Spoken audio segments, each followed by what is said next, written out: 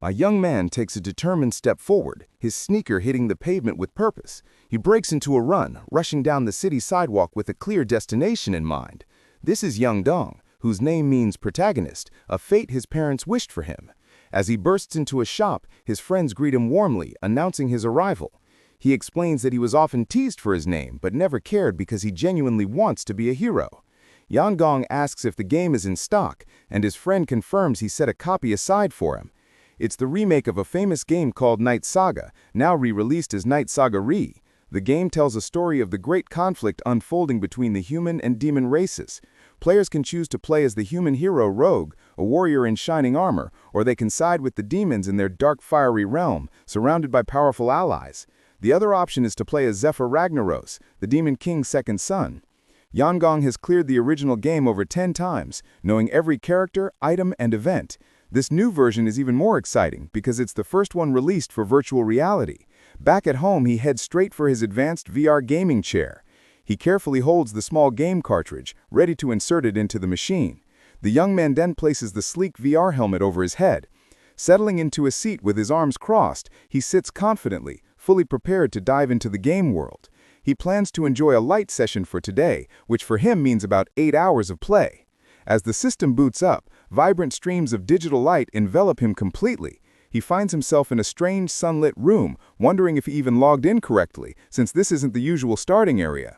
He stops talking, noticing his own reflection and the strange pointy ears on his head. Looking at his new body, he sees a white-haired boy with red eyes and wonders who this character is. A hoarse voice suddenly calls from the door, sarcastically asking if the slacker is still asleep. An orc warrior then opens a curtain, demanding that he leave quickly because they have a morning schedule. The young man is impressed by the realistic graphics, but his comment only leaves the orc confused. He realizes he can interact and talk to the characters, a feature that was never announced. He nervously asks the orc's name, but the warrior seems uncomfortable with the question. The orc asks if he forgot about him, Carrick, and then tells him to hurry as everyone is waiting for Prince Shutra. 29.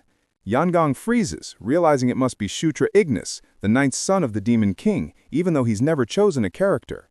Remembering the game's controls, he raises his hand, intending to open his status window. A holographic screen immediately appears, confirming that the command worked as expected. The window shows that his name is Shutra Ignis, and all his stats are a pitiful 5 points lower than those of a normal NPC. After seeing his poor stats, he decides to check what skills he has. The screen displays 2 skills, Conquest and something called Protagonist Bonus. He stares at the name in disbelief, wondering if this is the protagonist bonus he knows. Carrick pokes his head around the curtain again, yelling at him to hurry, and Shutra quickly agrees. He steps out from behind the curtain, following the impatient orc warrior outside. But as he steps out into the daylight, he stops, shocked by the sight before him. An army of orc soldiers is gathered in formation, looking ready for a great battle. He asks Carrick why they are on a battlefield, but the orc tells him to stop and not waste time, as they have to deal with the Red Lightning guys. Carrick cheers that it's his first deployment, but Shutra panics, asking what happened to the tutorial. He realizes they are going up against the rebellious Red Lightning Orc tribe, who have already raised their army. His mission alongside the 7th Prince and 8th Princess is to suppress this very rebellion. He questions why they only brought 10 men for his first battle, but Carrick clarifies it's just a recon mission.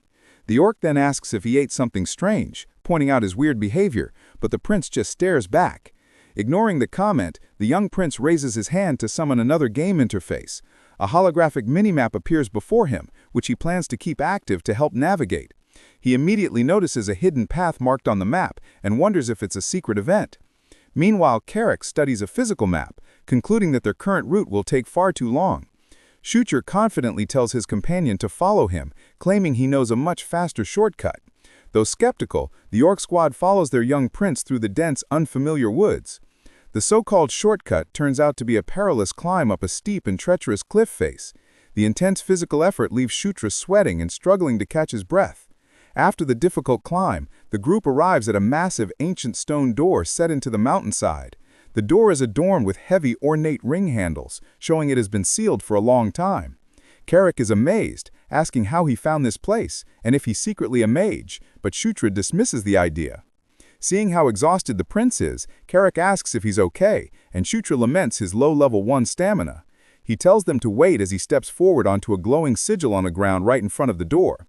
The moment he steps on the sigil, golden flames erupt from the ground, swirling around him. The sudden surge of power catches him completely off guard, leaving him stunned and confused. As the energy envelops him, a notification appears, announcing that he has successfully leveled up. He stares at his interface in disbelief, wondering how he could have leveled up just by walking. His status screen confirms that all his stats have increased by 2 points, and he has gained 2 skill points, making him realize how powerful his bonus is. A small smile forms on his face as he understands the true potential of his unique perk. Carrick pulls him from his thoughts, urging him to move quickly, and the prince agrees to follow. He feels confident about what awaits him, knowing he is not alone and that he has trusted allies by his side. Most importantly, he realizes that his protagonist bonus means that even a disaster can turn into a great opportunity. The group advances into the dark cave, whose jagged, icy walls hint at the dangers that await. Carrick comments that the tunnel appears to have been dug by dwarves, who he claims lived in the demonic realm long ago. As they venture deeper, the orc warrior suddenly stops, his eyes wide with surprise at the discovery. The entire squad explodes with excitement upon finding a hidden treasure trove of abandoned dwarven weapons. While the orcs celebrate the discovery, Shutra remains calm, observing the treasure with a thoughtful expression. He attempts to pick up a powerful-looking sword, but is blocked by system messages informing him that his level and attributes are too low. Undeterred by the restrictions, he decides the best option is to save the items for later. He simply points at a weapon and thinks the command to put it away in his inventory. As he expected, the item disappears and appears in his inventory slot, confirming that the system works intuitively. However, upon checking his minimap again, he notices several red enemy dots suddenly appear. Realizing that the dots represent approaching enemies, he quickly shouts for everyone to retreat immediately. Before the orcs can react, a strange glowing red crystal materializes between them and begins to crack. The crystal then explodes violently, releasing a powerful shockwave of pink energy that sends the soldiers flying. From the smoke and debris, a red-skinned warrior steps forward, his tribe emerging from the shadows.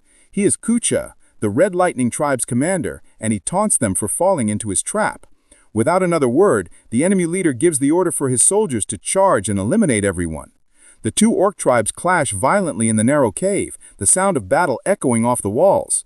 Carrick fights fiercely on the front lines, defending his men against the overwhelming enemy forces. Shutra stands frozen in the middle of the battle, clutching a sword. As one of his soldiers falls nearby, he knows he has to do something, and considers trying to land a last hit on a foe to gain some easy XP. Seeing a red orc distracted while fighting one of his allies, the young prince sees his chance.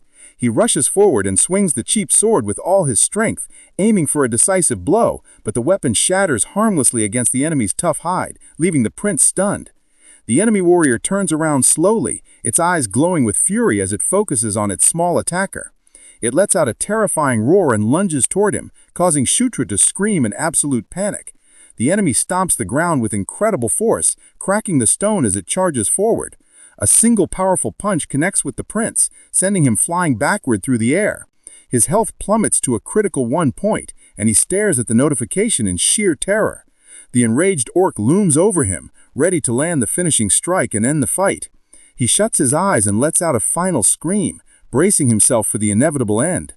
But just then, Carrick leaps in front of the prince, absorbing the fatal blow himself to protect him. The loyal warrior turns and shouts for his highness to escape immediately while he still can. Shutra stars at his own trembling hands, trying to convince himself that this is only a game. He decides he's had enough for one day and tries to open the menu, complaining about how hyper-realistic the game is.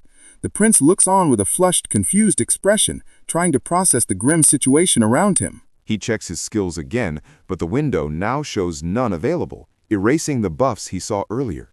His eyes widen in shock and disbelief, a bead of sweat running down his temple as the truth sinks in. He scrolls through the menu options in a panic, realizing with horror that there is no logout button. As his allies continue to fight and fall around him, he sits on the ground wondering if he is truly trapped in the game. His attention is drawn back to the battle as the enemy commander begins chanting and gathering magical energy. Kaichen channels a powerful spell into his staff, a sinister grin on his face as pink energy crackles around him. He then leaps into the air and unleashes the full force of his magic directly down upon the helpless prince. Chutra looks up in terror, desperately thinking that he cannot allow himself to die in this place. The blast of destructive energy slams into him. the impact consuming him in a flash of pink light. He gasps for his last breath, his body going limp as his consciousness begins to fade away. The enemy commander stands triumphantly in the distance, having successfully eliminated his target. A system window appears in the darkness, confirming that the prince's health has dropped to 0. Instead of logging out, he finds himself standing alone in a vast, empty blue void. He looks around the strange space, completely bewildered as he recalls being attacked by the orc. A dreadful thought crosses his mind, and he wonders with pure terror if he has actually died. Suddenly, a brilliant golden light shines in the distance, drawing his attention away from his dark thoughts. A mysterious voice echoes through the void, telling him that he is the destiny of this place. A beautiful goddess-like figure emerges from the light, urging him to conquer, subjugate, and rule. The prince is left completely stunned by the mysterious woman's powerful declaration. He turns away from the blinding light as his consciousness is pulled back from the strange void.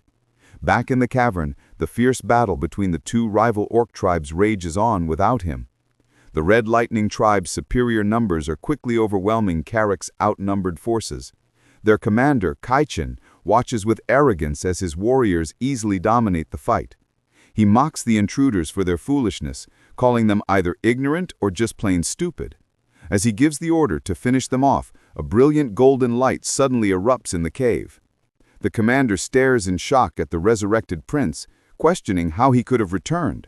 Shot now stands confidently amidst the chaos, his body enveloped in a powerful golden aura. A system notification appears before him, announcing he has acquired a new skill, psychokinesis. He stares at the message, completely baffled as to when or how he could have possibly learned it. A spark of realization flashes in his eyes as he understands something fundamental has changed.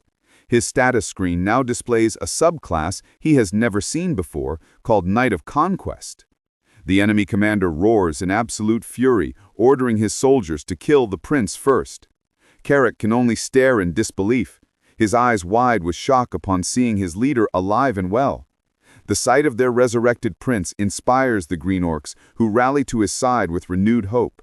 They form a defensive wall around Chutra, ready to protect him from the charging enemy horde. The young prince clutches his broken sword hilt, his attention still glued to his status window. He reads the name Knight of Conquest, a class that he knows never existed in the original game. His eyes glow with intense focus as he questions the reason behind all these unexpected changes. He raises his broken fist, channeling his newfound energy as a spell instinctively comes to mind. His eyes glow with intense power as he feels the words resonate within him, as if he has known them for a long time. He releases the spell, declaring that the power of conquest is the true power of a king. A massive wave of golden energy erupts from him, enveloping his allies and empowering them. The system confirms the activation of his Under the King's Banner ability, empowering all allies in the area. Carrick and the other Green Orcs roar with newfound strength, feeling the power coursing through their veins. Filled with incredible vigor, the reinvigorated soldiers advance to eliminate their enemies. The empowered orcs tear through the ranks of the Red Lightning tribe with unstoppable, overwhelming force. The battlefield shifts rapidly, as Shutra's allies easily overwhelm their once dominant foes. The Red Orcs are completely stunned by their enemy's sudden, inexplicable surge in strength. Kaichin can only stare in disbelief at the ridiculous turn of events unfolding before him. He watches his army being decimated, his eyes finally falling on the source of the chaos. The commander realizes that the young prince is responsible for turning the tide of the battle.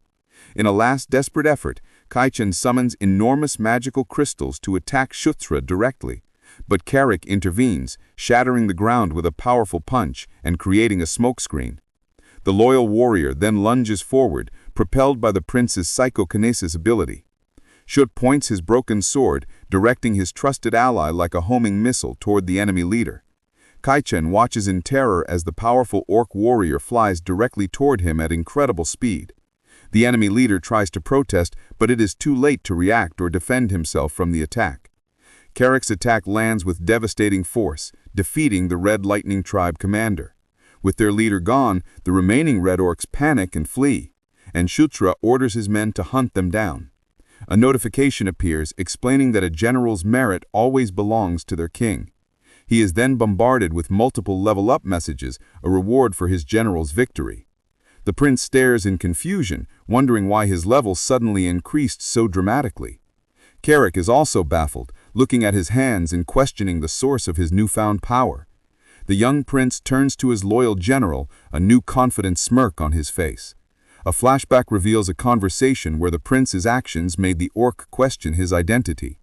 Later that night, back at their camp, the victorious orcs celebrate their unexpected victory. Shutsra, however, sits alone in his tent, frantically searching for a way to log out of the game. He tries to calm himself down, considering the two most likely possibilities for his situation. The first is that he's trapped in virtual reality due to a critical bug that might be fixed later. The second, though it sounds crazy, seems increasingly more plausible to him. He might have been transported into a world that is either the game itself or one very similar to it. The realistic backgrounds, the NPCs he can actually converse with, everything points to this conclusion. He even checks himself for any signs of pixelation, finding none, which only reinforces his theory. The terrifying thought crosses his mind that if this is a real world, he might have to die to escape it. He quickly dismisses that idea, deciding it's far too risky to even consider trying. Carrick's voice from outside snaps him out of his panic, asking if the prince has a moment to spare. The loyal general enters the tent, his face serious as he prepares to discuss something important. He informs the prince about a sudden duel, a topic that seems to have come out of nowhere. Carrick explains that he needs to know his leader's skill with a sword, but the prince questions the necessity. The general tosses him a wooden training sword, which the prince catches with a surprised look. Carrick assures him not to worry, promising to go as easy on him as possible during their spar. Shud scoffs at the orc's confidence, cheekily reminding him that he's talking to his prince. With a determined grin, he declares that if they're going to fight, they should do it properly. The orc warrior readies his own wooden sword, preparing to defend against his prince's charge. Shud swings his sword at Carrick's side, but his attack is clumsy and easily dodged. A humorous flashback shows the prince's previous self feebly attempting to learn swordsmanship. Another memory reveals him trying to break a rock with a stick, only for the stick to shatter. Back in the present, Carrick effortlessly parries the prince's attack, sending him stumbling backward. The prince falls to the ground, complaining that the orc hit him too hard and too suddenly. A system notification then appears, announcing that he has successfully acquired basic swordsmanship. He stares at the message, completely disbelieved as to when or how he could have possibly learned it without any prior training. He then recalls the moment he learned psychokinesis, realizing he gained skills by experiencing attacks. Carrick, seeing the prince on the ground, suggests they end the duel, but Shutra quickly objects. The prince stomps his foot on the ground, a confident and determined smirk on his face. He declares that he is just getting started, ready to put his newfound skill to the test. With a renewed sense of purpose, he charges forward, his movements now much more fluid and precise. He meets Carrick's block with a powerful strike, a flash of light erupting as their swords clash. Carrick is surprised by the prince's improved movements, wondering why he struggled so much at first. The young prince keeps up his assault, feeling confident in his newfound abilities and control. He continues to trade blows with the much larger and more experienced orc warrior. Shud lands gracefully after an exchange, his stance now solid and his movements sharp. He smirks at his companion, pointing out that the fight has become much more manageable for him now.